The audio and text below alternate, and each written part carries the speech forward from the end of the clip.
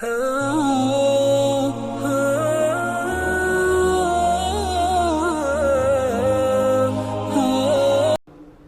حضرت عقیل ہیں،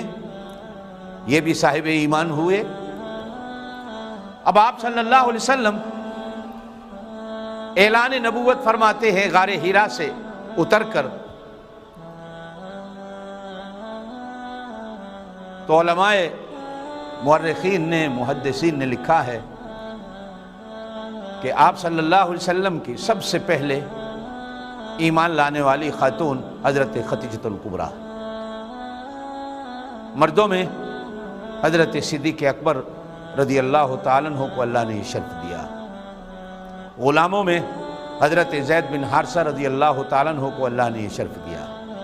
اور بچوں میں حضرت علی کرم اللہ وجہہ کو یہ شرف ملتا۔ بعض نے 9 سال کی عمر لکھی، بعض نے 10 سال کی لکھی، بعض نے 7 سال کی لکھی۔ وہ 9 سال ہو، 10 سال ہو یا 7 سال ہو، یہ سارا بچپن نبی کے گھر میں گزرا ہے، نبوت کے سایہ عاطفت میں گزرا ہے، نبی کی شفقتوں میں گزرا ہے، نبی کی گود میں گزرا ہے، اور حضرت خدیجہ الکبریٰ کی تربیت اور شفقتوں میں گزرا۔ جس گھر میں بچپن گزرا ہو، بندہ اس گھر کی اداؤں کو اپناتا ہے، اس گھر کے در و دیوار سے جہاں پیار ہوتا ہے وہیں اس گھر میں رہنے والوں سے پیار ہوتا ہے۔ آپ اور میں جن گلیوں میں بچپن گزارتے ہیں، بڑھاپا بھی آ جائے تو ان گلیوں کو کبھی بندہ نہیں بھولتا، اور بچپن میں جن کا ہاتھ ہمارے سروں پہ آتا ہے، ہمارا بڑھاپا بھی آ جائے تو ہم ان ہاتھوں کو کبھی نہیں بھولتے جنہوں نے ہماری تربیت کی ہوتی ہے۔ جیسے ہی آپ صلی اللہ علیہ وسلم نے اعلان نبوت فرمایا، حضرت علی کرم اللہ وجہہ نے کلمہ پڑھ کر فرمایا، مجھے سمجھ تو نہیں ہے، پتہ نہیں ہے یہ ہے کیا،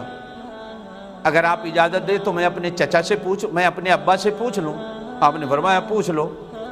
ابا سے پوچھا تو ابا نے کہا بیٹا جو محمد کہیں صلی اللہ علیہ وسلم اسے قبول کر لو۔ حتیٰ کہ خود فرماتے ہیں ایک دفعہ بچپن میں حضور پاک صلی اللہ علیہ وسلم کے ساتھ کھڑا نماز پڑھ رہا تھا، اس وقت جیسی بھی نماز ہوگی، تو جب رکوع اور سجود کو میرے ابا نے دیکھا تو کہا یہ کیا کر رہے ہو؟ تو آپ صلی اللہ علیہ وسلم نے ارشاد فرمایا ہم اپنے اللہ کی عبادت کر رہے ہیں، یہ بھی ایک عبادت کا طریقہ ہے۔ تو کہنے لگے بھائی یہ اوپر نیچے ہونے سے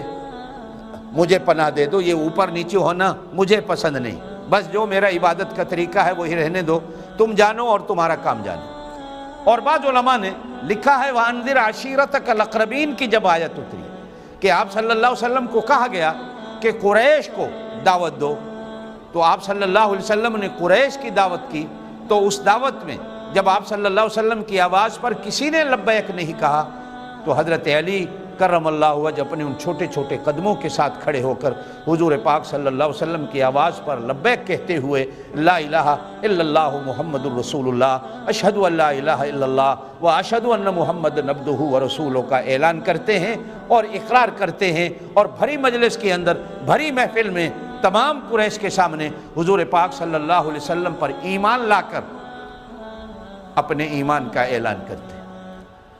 اور خود اپنے بچپن کا ایک واقعہ بیان فرماتے ہیں کہ آپ صلی اللہ علیہ وسلم پر کعبے کے اندر کفار نے جانوروں کی اوجھڑیوں سے استقبال کیا، جب آپ کی پیٹھ پر ڈال دی گئی تو میں بچہ تھا، مجھ سے اٹھائی تو نہیں جاتی تھی، میں حضرت ابوبکر صدیق کو بلا کر لایا اور میں نے ان کو بتایا، تو اب ہم دونوں نے مل کر آپ صلی اللہ علیہ وسلم کے کندھوں سے اس بوجھ کو اٹھایا۔